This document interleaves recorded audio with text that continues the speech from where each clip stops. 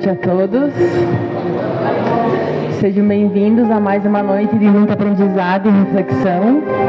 Boa noite também aos irmãos que estão no Facebook. Obrigada por sempre nos acompanharem.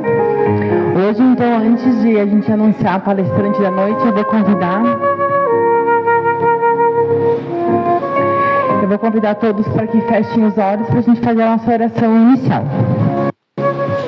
Senhor, ilumina meus olhos para que eu veja os defeitos da minha alma e, vendo-os, não comente os defeitos alheios. Leve de mim a tristeza, mas não a estraguei e não entregueis a ninguém. Enche meu coração com a divina fé, para eu sempre louvar o vosso nome, e arranque de mim o orgulho e a presunção. Fazei de mim um ser humano realmente justo. Dá-me esperança para vencer todas essas ilusões terrenas, planta em meu coração a semente do amor incondicional e ajuda-me a fazer feliz o maior número possível de pessoas, para ampliar dias risonhos e suas noites tristonhas. Transforma meus rivais como companheiros, meus companheiros em meus amigos, e meus amigos em meus entes queridos. Não permita que eu seja um cordeiro perante os fortes, nem um leão perante os fracos. Dá-me, Senhor, a sabedoria para perdoar. E afasta de mim o desejo de vingança, mantendo eternamente em meu coração somente o amor. E para que a gente mantenha somente o amor, eu convido a Elisete, Maria Pedotti, então, para a gente aprender a amar os nossos inimigos. Obrigada. Boa noite a todos. Que convite, né? Que convite. A gente tentar amar os inimigos. Né? Então, muita gratidão pela oportunidade de estar aqui. Para a gente refletir mais um pouquinho, estudar o Evangelho de Jesus e aos poucos ir nos melhorando, né? Então, que a paz do menino Jesus penetre em nossos corações e reflita sempre em nossos atos. Jesus foi a alma mais sublime que desceu ao orbe terreno para nos apresentar a mensagem libertadora do Evangelho. Foi com muitas dificuldades e sofrimentos que ele viveu um tempo de perseguição e profunda ignorância, tentando abrir os olhos humanos, os nossos olhos, para a verdade imorredora do Espírito. Cada momento de sua vida é recheado de ensinamentos que apontam para a verdadeira felicidade. Sua missão foi a de convocar as almas que aqui padecem a uma conduta redentora, a nos convidar para uma conduta redentora, através da correção das nossas imperfeições e da melhoria da nossa condição espiritual, objetivando a transformação moral das criaturas, né? Ou seja, a nossa transformação moral. Nesse sentido, Jesus foi magnânimo, pois além do discurso, ele ofereceu o exemplo, vivendo plenamente tudo aquilo que ele pregava. Os ensinamentos de Jesus nos conduzem ao amor, em especial ao amor pelo próximo. Mas, diferente de tudo o que já se havia dito, Jesus nos ensina a amar o inimigo. É justamente nisso que podemos observar a grandiosidade do Evangelho, pois esta é a expressão máxima do amor, transpassando os limites familiares, de amizade ou de convivência, derrubando o preconceito, a ignorância e principalmente o orgulho e o egoísmo, que são a expressão máxima das nossas imperfeições. Mas, irmãos, é sempre difícil a gente falar de um tema em que a gente tem dificuldade de executar também. Mas seguimos aprendendo juntos, né? Não podemos nos acovardar diante dessa realidade e ficar esperando que o progresso moral se concretize caindo do céu para cada um de nós, né? Até porque os Espíritos nos mostram, no Livro dos Espíritos, que o progresso intelectual pode impulsionar o progresso moral. Na questão 780 do Livro dos Espíritos, Allan Kardec questiona: o progresso moral acompanha sempre o progresso intelectual? E a resposta que os espíritos dão é a seguinte: decorre do intelectual, mas nem sempre o segue imediatamente. Então nós temos o desenvolvimento moral e o desenvolvimento intelectual. Em algumas das nossas existências, nós desenvolvemos mais o intelectual, em outros mais o espiritual, em alguns um pouquinho de cada, né? Em outras a gente deve ter fugido um pouquinho da escola, né? Nem muito um, nem muito outro. Mas cá estamos nós resgatando e tendo a oportunidade de estudar novamente. E aí a pergunta do Allan Kardec segue e ele continua indagando: como pode o progresso intelectual engendrar o progresso moral?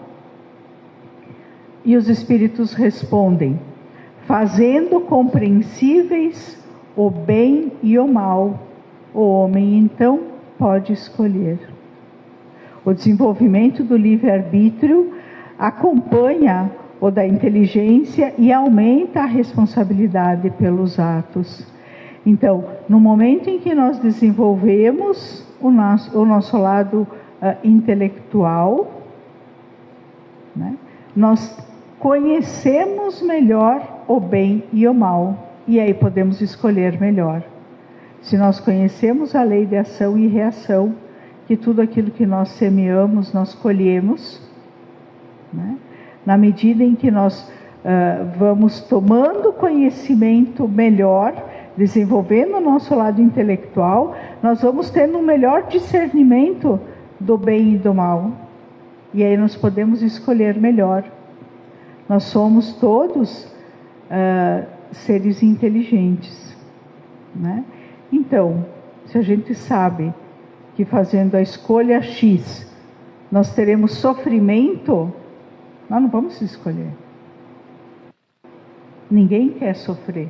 Ninguém pensa em nascer, encarnar, e deve se dizer assim: ai, meu grande objetivo é chorar todos os dias, é ter dor todos os dias, né? É ser abusado, traído. Não. A gente nasce e quer ser feliz. Então, quando a gente aprende, entende que nós temos responsabilidade nas escolhas, né?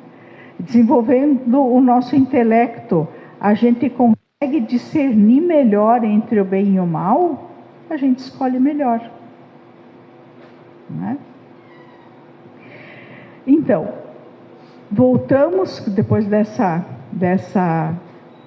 abertura, vamos dizer assim, né? Nós vamos voltar a focar no nosso tema: amar os nossos inimigos, né? Amar os nossos inimigos parece às vezes inalcançável para a maioria das pessoas. E coube a doutrina espírita trazer para nós a compreensão desse ensinamento de Jesus, para que pouco a pouco, com a fé raciocinada, o intelecto, né, a gente possa desenvolver em nós as potencialidades necessárias para amar como Cristo nos ama, né? E quando a gente fala em desenvolver as potencialidades, se eu vou desenvolver é porque elas já existem. Senão eu tinha que criar, eu tinha que inventar, né? Eu tinha que encontrar. Não, ela já existe dentro de nós. E nós podemos então desenvolver essas potencialidades para que a gente possa entender os ensinamentos de Jesus e conseguir amar como Ele nos ama, né? Então, que a noite de hoje seja abençoada nessa nossa troca de ideias e a gente possa refletir um pouquinho melhor, aprimorar os nossos conhecimentos para conseguir amar os nossos inimigos. No Evangelho segundo o Espiritismo, capítulo 11, nós temos: amar o próximo como a si mesmo, fazer pelos outros o que gostaríamos que os outros fizessem por nós. Isso está no Evangelho, e ela é a expressão mais completa da caridade, porque resume todos os deveres do homem para com o próximo. Mas vamos voltar um pouquinho aqui. É a expressão mais completa da caridade. O que é a caridade no entendimento de Jesus? Bondade, tolerância e perdão, né?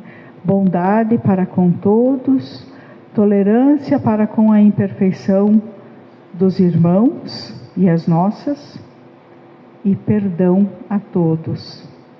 Na semana passada, o tema da reflexão foi o perdão, né? E hoje, então, nós vamos usar um pouquinho da reflexão da semana passada para que a gente consiga entender melhor por que é que nós precisamos amar os nossos inimigos, né? Jesus então nos disse que a expressão máxima da caridade era o perdão, no entendimento dele, a bondade, a tolerância e o perdão. Isto é caridade.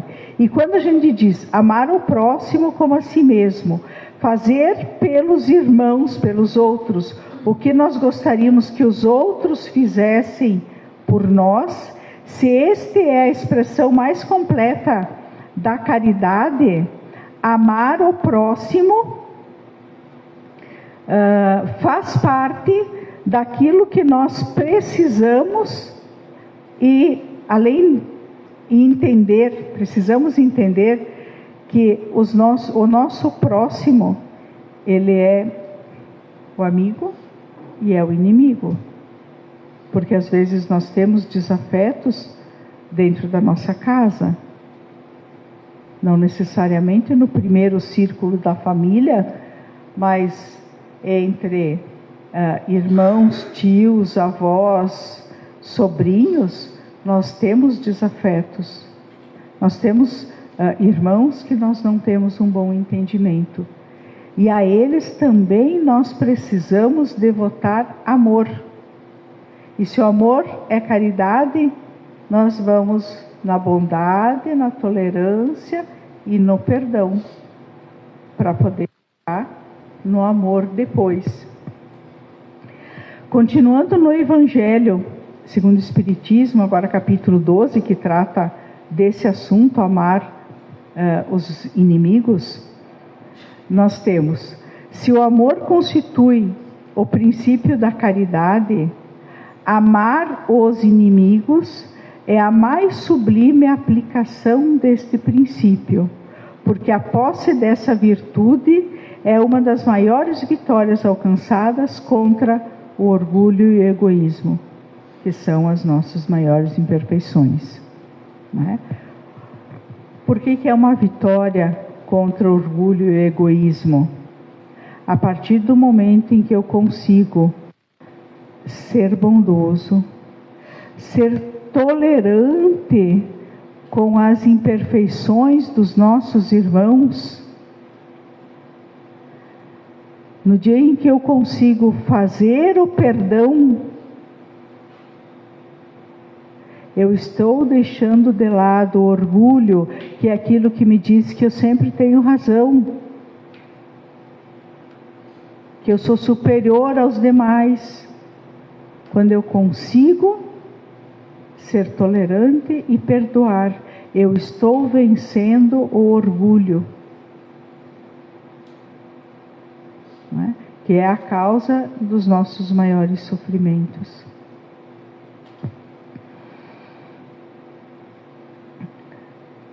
Quando Jesus nos falou em amar os inimigos, Ele não imaginou e nem pediu e nem queria ter dito que a gente deve devotar aos nossos desafetos a mesma ternura, o mesmo carinho que a gente devota aos nossos amigos. Em nenhum momento Jesus disse que nós devemos ter confiança, ter afeto, ter ternura, ter explosões de alegria diante de um desafeto nosso que já abusou da nossa bondade, que já abusou da nossa confiança. É preciso que a gente entenda exatamente o que Jesus quis dizer quando ele falou em amar os inimigos. Ele não disse que a gente tem que ir todo final da tarde tomar chimarrão com ele, né? Nem marcar encontros semanais para colocar as fofocas em dia. Não. Jesus pediu que a gente não guardasse ódio, que a gente desejasse o bem para os nossos desafetos lá, que a gente não se opusesse à reconciliação, que a gente não tivesse mais vontade de brigar, desejo de vingança, nada disso, que a gente se alegrasse com o bem que esse irmão conseguisse, que a gente pensasse e conseguisse retribuir o mal com o bem. Não guardar ódio, não ter desejo de vingança, querer com que o irmão seja feliz, dê certo na vida, tá? Tudo isso faz parte da melhoria da densidade de onde nós vivemos. O planeta Terra, nós todos aqui somos envolvidos por eflúvios, né? Todos nós. Conforme o nosso tipo de pensamento, esse eflúvio vai ter mais ou menos densidade. Quanto mais nós elevarmos o nosso pensamento, melhor vai ser o clima de onde nós moramos, né? E nós só seremos beneficiados com essa melhoria na medida em que todos nós nos elevarmos, né? Já passa por cima também do nosso egoísmo. Não adianta, eu melhoro e tá bom. Não. Todos nós precisamos melhorar juntos. Então, amar os inimigos não significa que não devemos estabelecer diferenças entre amigos e inimigos, ou amigos e desafetos. Às vezes o inimigo parece meio carregado, né? Então, tem diferença sim. Tem diferença sim, né? Nós conversarmos com um grupo que pensa da mesma forma que a gente se trata com igualdade, é diferente de você chegar num grupo, né, onde já houve um abuso da tua confiança, onde já houve algum tipo de traição. É diferente a energia que circula, né? E Jesus, então, nos diz que amar o inimigo não é devotar a mesma ternura, mas é não ter ódio, é não ter raiva, é não ter aquela coisa assim que tu olha para a pessoa e sobe o sangue, né? Não. É ter tranquilidade. Por quê? Porque nós temos a certeza, pela lei de ação e reação, que a cada um será dado conforme as suas obras. Então, o que tiver sido obrado pelo irmão, será cobrado dele. Aquilo que eu fizer, o meu sentimento de raiva, de ódio, o meu desejo de vingança, eu vou pagar a conta. É minha responsabilidade esse meu pensamento. Então, amar os inimigos não quer dizer que a gente deva depositar confiança, ter efusões de amizade ou impulsos de simpatia. Não significa igualmente que devemos sentir a mesma alegria que sentimos com os nossos amigos. Tá? Então é importante a gente ter essa clareza do que significa amar o inimigo. Esse sentimento, então, diferente que a gente sente, né, entre amigos e inimigos, ele decorre de uma lei da física, tá? Assimilação e repulsão dos fluidos. O pensamento maldoso, ele emite uma corrente fluídica, uma energia, cuja impressão é penosa. Da mesma forma, um pensamento benévolo, bondoso, ele também emite uma corrente fluídica, cuja impressão é agradável, né? Por isso, as sensações diferentes quando a gente se aproxima de um grupo ou de outro grupo. Vamos lembrar, por exemplo, nós chegamos num grupo onde nós temos inúmeros amigos, as pessoas têm bons pensamentos, a gente também, né? E a gente chega e diz, nossa, mas que legal que está aqui, que bom, que agradável, que leve, como está bom ficar aqui, né? Não quer mais sair. E outras vezes a gente chega num lugar, já dá aquele arrepio, e a gente fica torcendo que alguém saia para tu sair também, aproveitar a porta aberta, né? Por quê? Porque as energias não se assemelham, portanto, elas se repelem. Então, as energias emitidas, elas são sentidas por todos nós, né? E então, ou a harmonização, a aproximação, ou a repulsão.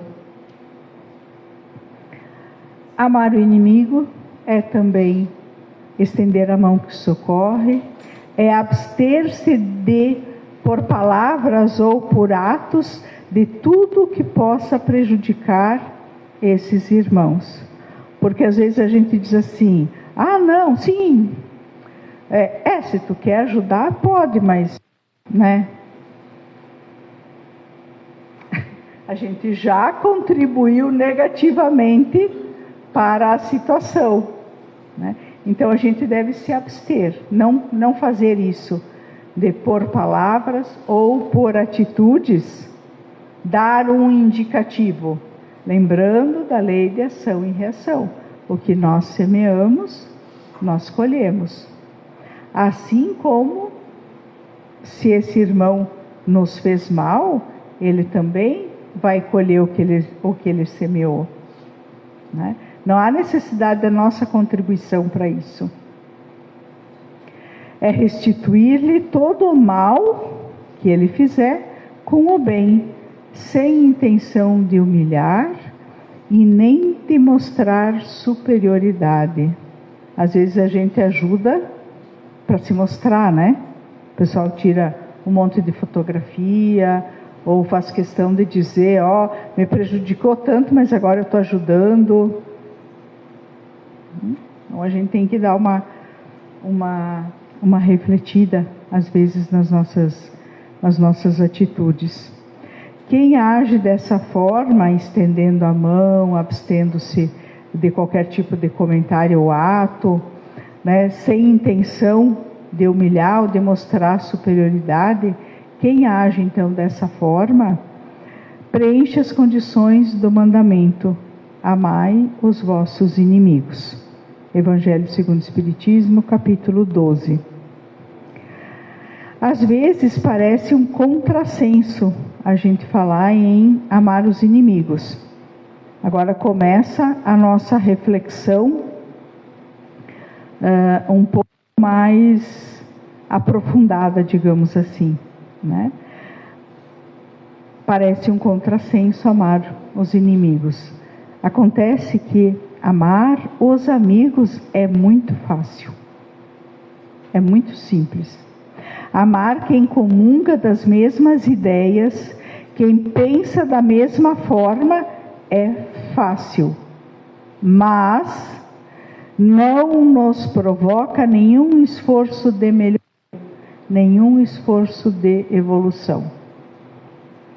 Vamos para um exemplo. Eu cometo um erro. O que o meu amigo faz? Bah, Elisete, mão na cabeça, mão no ombro, né? Te provocaram, né? Tu agiu certo. Tu agiu certo. Que diante de tudo isso, aí passa a mãozinha de novo na cabeça, no ombro. Via de regra, a gente nunca generaliza, né? Via de regra é isso que acontece. O nosso amigo nos justifica, nos apoia, não nos tira da zona de conforto, não pisa no calo para a gente avançar. Então, não provoca na gente nenhum esforço de melhoria. Quem é que provoca? Quem é que pisa no calo? O inimigo.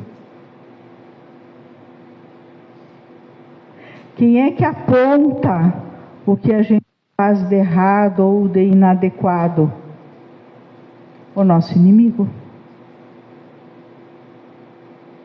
E por conta dele a gente sai da zona de conforto, a gente tenta mudar, a gente tenta provar que é diferente. Né? Então, claro que é bom, é melhor ter amigos, é muito bom ter amigos, né? Mas os amigos, via de regra, não provocam na gente nenhum movimento de melhoria. E os nossos inimigos, sim. Eles nos provocam, a gente fica mais atento, fica mais ligado, presta mais atenção, e aí a gente avança. A gente vai dominando as nossas imperfeições. Vamos continuar a reflexão. Vamos seguindo a linha. Para nós espíritas, a maneira de ver deve ser totalmente diferente. Porque nós lançamos... Deixa eu passar aqui. Nós temos... Aqui. Nós lançamos um olhar sobre o passado e sobre o futuro. Como somos espíritos imortais, nós temos muitas e muitas existências já passadas e muitas que nós vamos ter.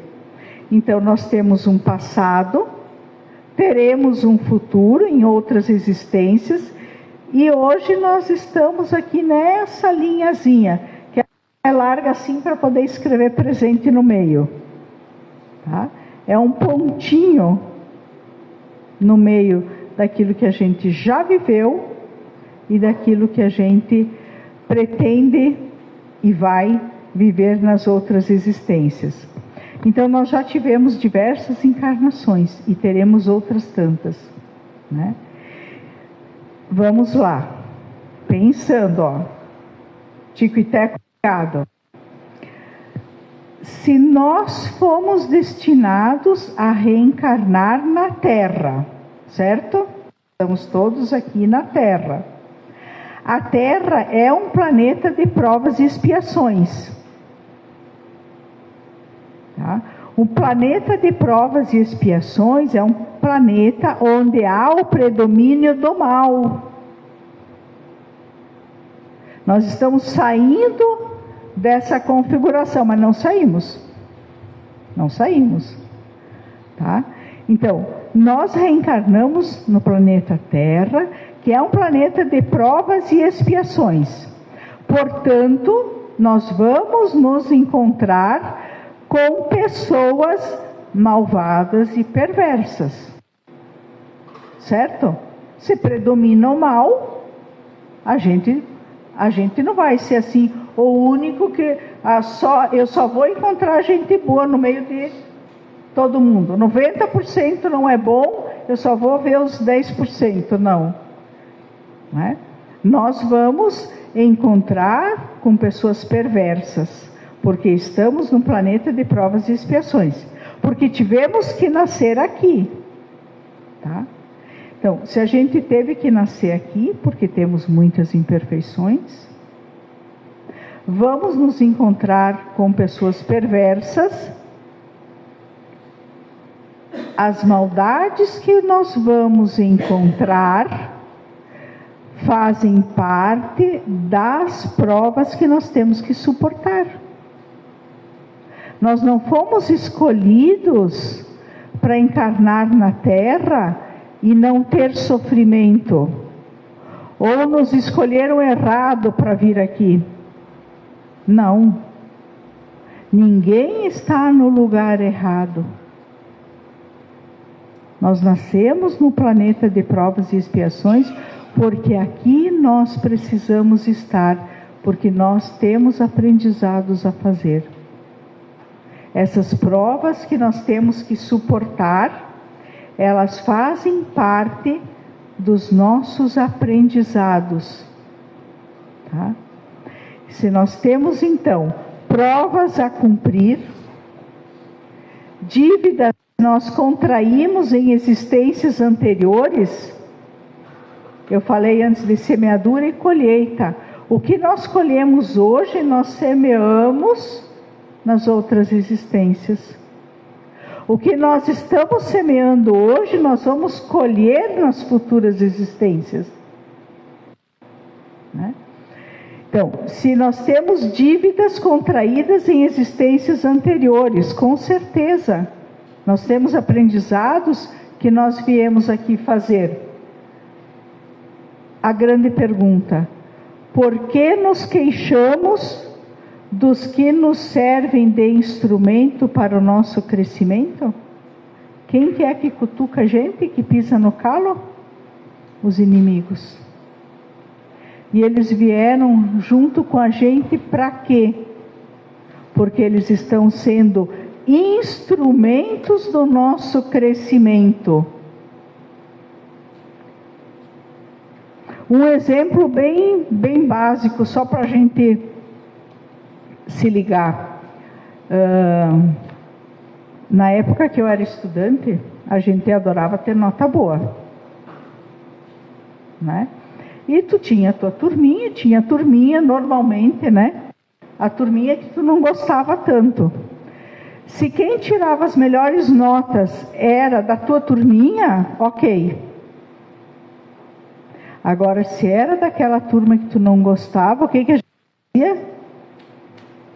Estudava para na próxima prova ser melhor. Se era da nossa turma, tudo bem. Um dia eu tiro uma nota boa, no outro dia a minha colega, a minha amiga, outra amiga. Estava perfeito, estava dentro do grupinho. Agora, saía do grupinho, a gente estudava. E é mais ou menos isso. Né? Eles servem de instrumento. Quem que tirou vantagem de eu ter estudado mais para tirar nota melhor? Eu aprendi. Eu estudei. E na vida, em todas as outras análises, a gente pode fazer esse mesmo comparativo. A gente é cutucado e a gente quer ultrapassar. Então, são eles os instrumentos para o nosso crescimento. Por que odiamos aqueles que nos ajudam a vencer as nossas provas?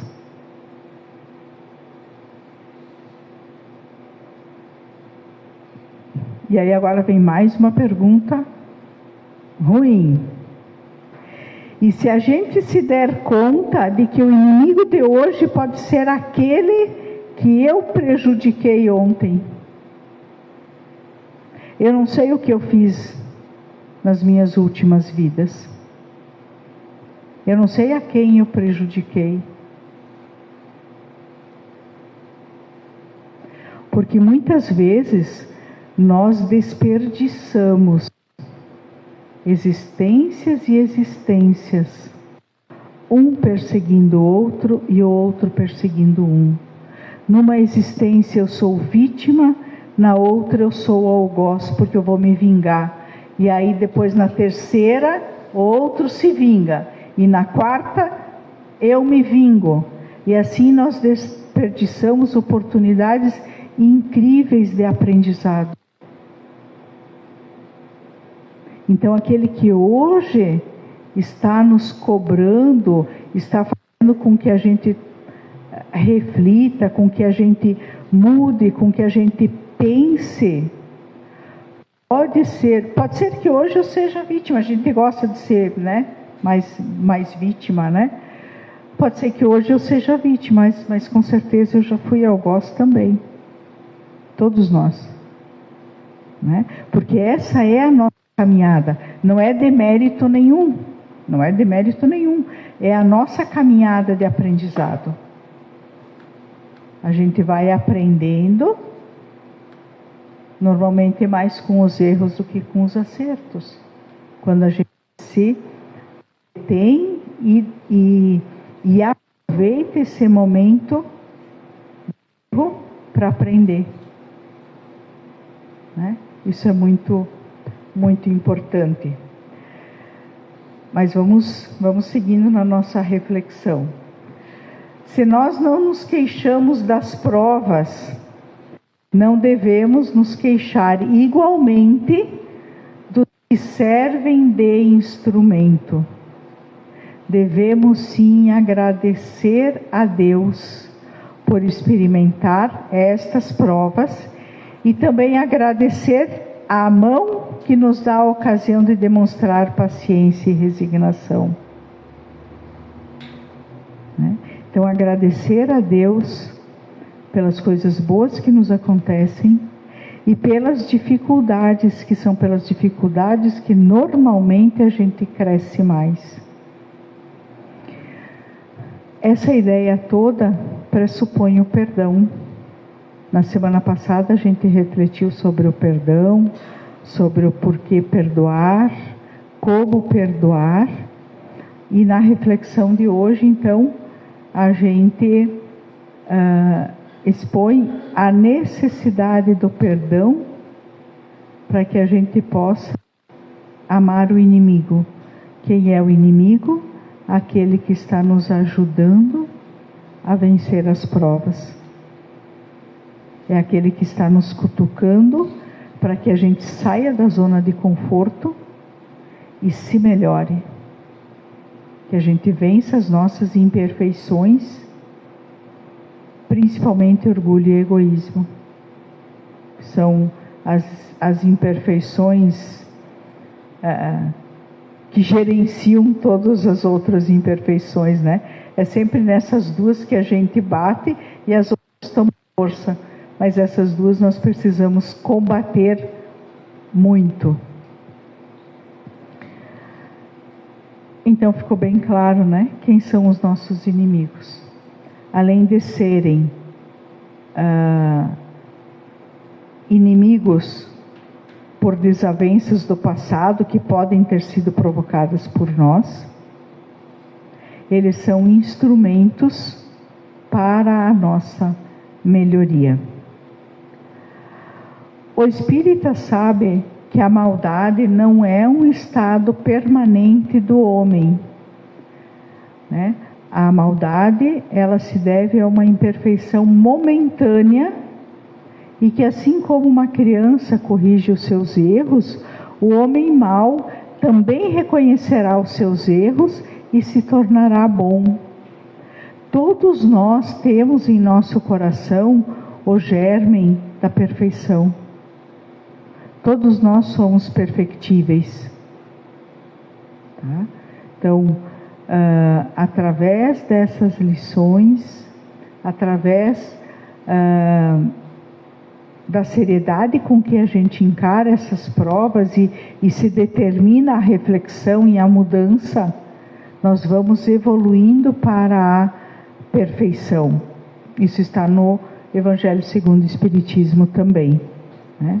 Não há coração tão perverso que, mesmo sem se dar conta, não se mostre sensível ao bom proceder. Então, quando nós temos isso, a gente, com certeza, todo mundo já viu alguém que agride e uma pessoa que é compreensiva. E a gente olha e diz: meu Deus, como que a pessoa não reage? Né? Porque a gente acha que se vai o tapa, tem que voltar o tapa, né? E aí a pessoa agride de novo e a pessoa tolera, é compreensiva. Com o tempo, o agressor percebe.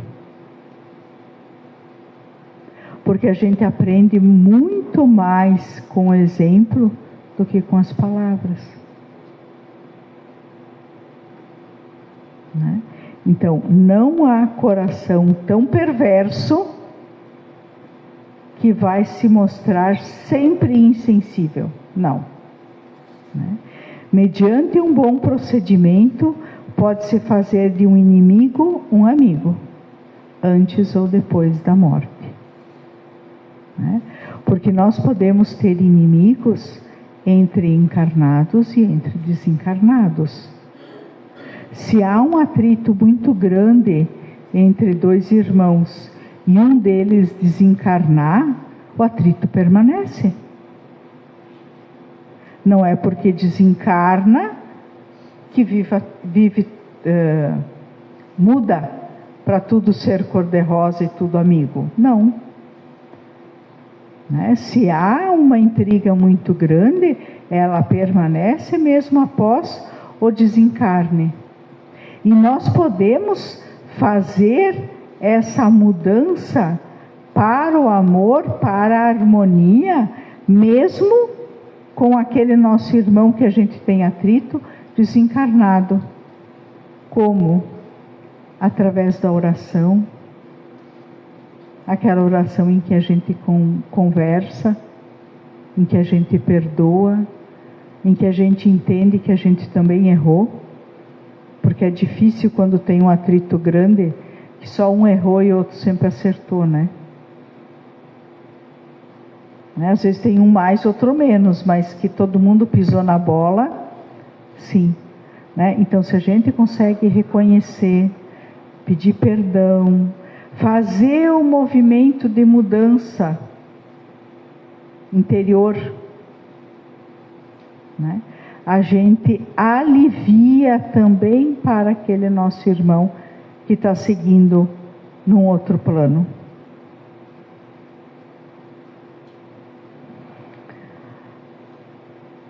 Como os desencarnados manifestam o atrito?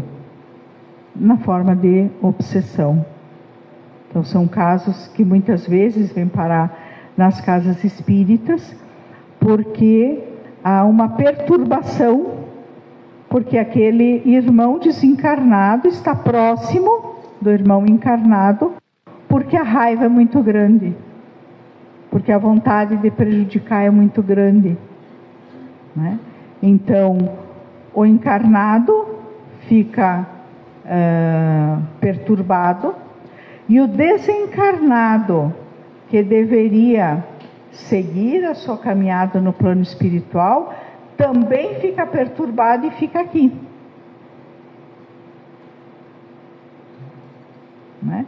Então é possível a gente fazer essa harmonização, vamos dizer assim, encarnados e desencarnados, porque a intriga, ela continua. Então, somente conseguimos acalmar os nossos inimigos através do sacrifício do nosso ódio, isto é, pela caridade. Caridade, bondade, tolerância e perdão. A caridade não tem por efeito impedir o nosso inimigo de praticar o mal, mas sim de reconduzi-lo ao caminho do bem, contribuindo para a sua salvação. É importante a gente lembrar que a nossa responsabilidade é sempre só sobre si, cada um por si. Porque eu não sou responsável pela mudança de ninguém. Eu sou responsável pela minha mudança. Posso sim, com conversa, com leitura, contribuir para que o irmão faça a mudança dele. Mas a responsabilidade é dele, né? Então, a gente não pode dizer assim, ah não, eu mudei, mas é que também ele não muda, o que eu vou fazer? O problema não é seu. O nosso problema é só com a gente. A gente é que tem que mudar, a gente é que tem que melhorar, né? E a gente melhorando, tendo uma melhor energia, a gente ajuda o irmão a refletir. Mas é ele que faz a mudança dele, né? E aí ele pode ser conduzido ao caminho do bem e buscando a sua salvação. Assim, amar os vossos inimigos não se circunscreve ao círculo acanhado da terra e da vida presente, mas também faz parte da grande lei da solidariedade e da fraternidade universais. No momento em que a gente conseguir ir nos melhorando, nós vamos emitindo uma melhor energia e nós vamos mudando a energia que domina no nosso planeta. E essa energia benéfica que a gente emite, ela ajuda aos irmãos a terem uma reflexão de mudança, né? Então, cada um fazendo a sua parte, né? Buscando ter bondade, tolerância e perdoar, a gente consegue amar os nossos inimigos, que na verdade são os nossos instrumentos de melhoria, não são inimigos, né? Eles vieram para nos ajudar e às vezes a gente não gosta, nem sempre a gente gosta, né? Mas se a gente for se melhorando, a gente vai entender melhor o papel de cada um. Então, assim eu encerro a nossa reflexão de hoje, que o nosso Pai Celestial possa iluminar cada um de nós, e os nossos lares e os nossos familiares. Obrigada.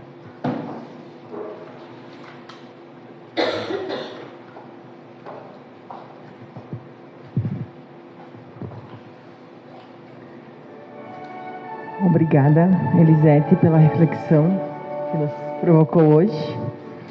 Agora nós vamos para a segunda parte, então, da noite, que é o passe coletivo.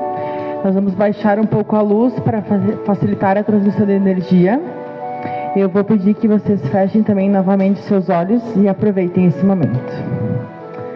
Eu vou fazer uma oração e eu convido também os trabalhadores a se posicionarem para aplicar o passe.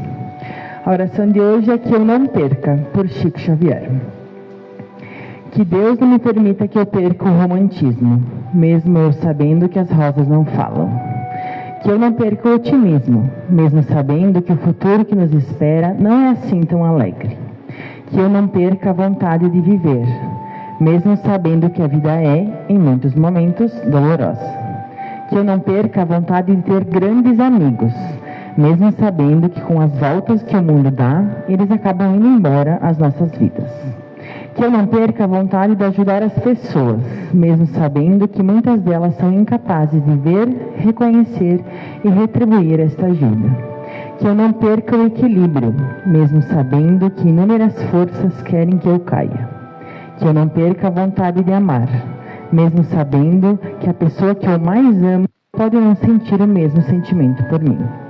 Que eu não perca a luz e o brilho no olhar, mesmo sabendo que muitas coisas que verei no mundo escurecerão meus olhos.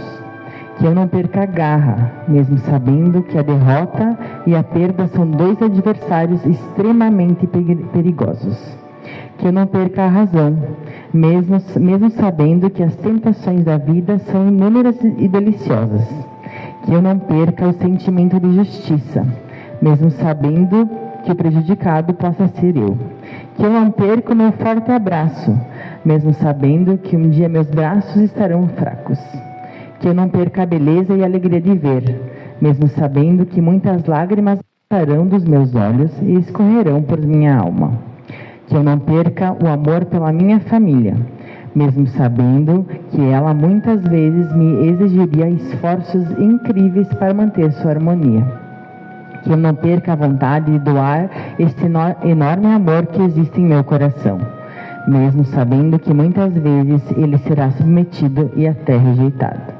Que eu nunca perca a vontade de ser grande, mesmo sabendo que o mundo é pequeno. E que, acima de tudo, que eu jamais me esqueça que Deus me ama infinitamente, que tem um pequeno grão de alegria e de esperança dentro de cada um de nós, e que é capaz de mudar e transformar qualquer coisa, pois a vida é construída nos sonhos, concretizada no amor. Que assim seja. Agradecemos a presença de todos, então, e convidamos todos para a próxima quinta-feira, na próxima reflexão. Boa noite.